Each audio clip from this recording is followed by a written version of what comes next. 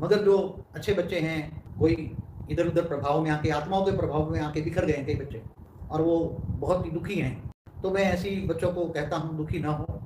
मैं ऐसे सभी बच्चों को कहता हूँ, मैं सभी बच्चों को माफ़ करता हूँ, और सभी ऐसे बच्चे एकलव्य बनकर, अब अंतिम समय है, अंत का भी अंत समय चल रहा है, स्व परिवर्तन में ध्यान दे, किसी के प्रभाव में, आत्मा के प्रभाव में ना आए।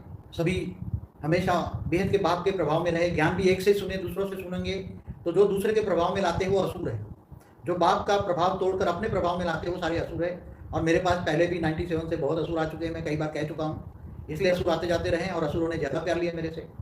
कई लोग 10 साल रहे, 8 साल रहे, 6 साल रहे, अहमदाबाद आश्रम में भी रहे।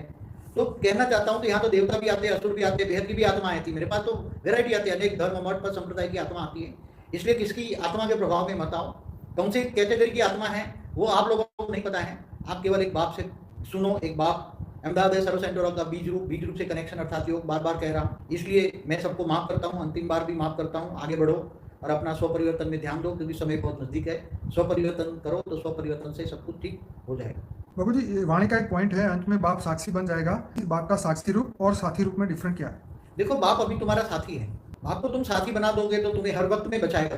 वो तुम्हें साक्षात्कार नहीं कराएगा। जो कहीं कहते हैं मुझे ये टचिंग हो रही है, वो साक्षात्कार हो रहा है, वो बाप नहीं दिखाता। वो तो तुम्हारे साथ कोई भूत है।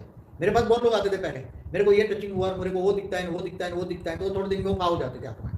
तो आत्माएं हैं। बाप का आकारी रूप तुम्हारे साथ है, वो तुम्हारे साथ रहता है, हर वक्त साथ रहता है, और तुम्हारी नेगेटिव आत्माओं से बचाता है, नेगेटिव आत्माओं का प्रभाव नहीं आने देता, और तुम्हारे विक्रम विनाश करने में सहयोग देता है।